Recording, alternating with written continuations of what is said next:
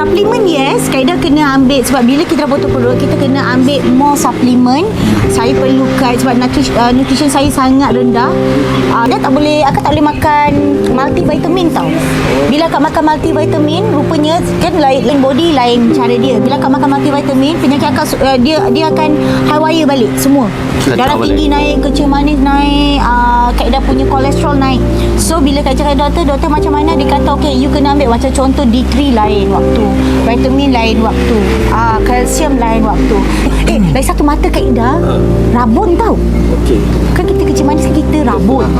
Since Kaedah ni dia blurring tu, dia dah cerah, dia dah tak ada silau tu, dah kurang. Sebelum ni saya cepat rasa nak tertidur, tapi kita nak tidur lama, kerap kencing, toilet semua, dia kacau kita punya tidur, tapi hanya sementara saja. Lagi satu, semua orang tahu kalau kecil manis hinggap pada lelaki, tapi saya border, saya baru nak masuk fasa tu kan. So kita tahulah macam mana. So selepas ini alhamdulillah.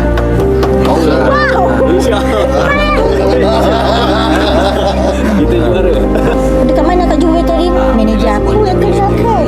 Dapat dekat media sosial lah. Ada nampak iklan dekat mana? Media sosial, dekat Facebook semua lah. But so far Kaedah ambil ni, dia punya result tu alhamdulillah lah. Cuma mula-mula tu Kaedah rasa takut sebab dia punya, macam I cakap lah tadi, healing process dia mungkin membuatkan kita a bit trigger dengan benda tu kan. Jadi alhamdulillah so far okay.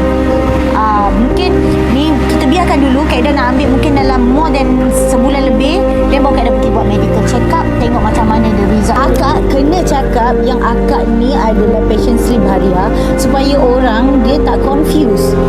Sebab akak memang bagi tahu, dia orang tahu memang akak ada penyakit tu. Akak kalau cakap dengan Tina, akak kata babe, I memang ada penyakit tu, tapi lepas I potong benda tu dah reduce. Tetapi kalau I tak jaga benda tu akan ada balik, I cakap. So this is one of the supplement yang kita try and error lah.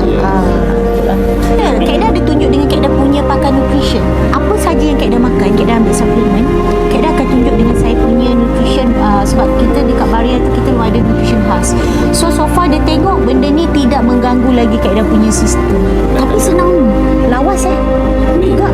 Dia ni dia memang membantu pencernaan, dia bantu juga untuk veterin untuk melawaskan. Kaedah sebelum Kaedah buat sleeve, Kaedah ada doktor diagnose akak early stage cancer pancreas. Tapi selepas buat alhamdulillah tak ada, dan itu pancreas ni berkaitan dengan kencing manis juga.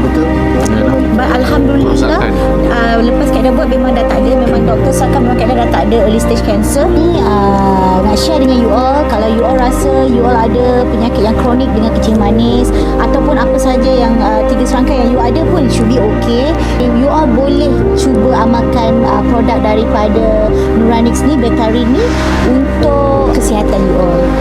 Cik dah sharekan, satu family, satu Betarin.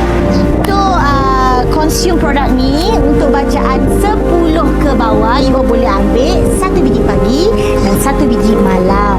Okey, kalau bacaan 10 ke atas, you all boleh ambil 2 biji pagi dan 2 biji malam.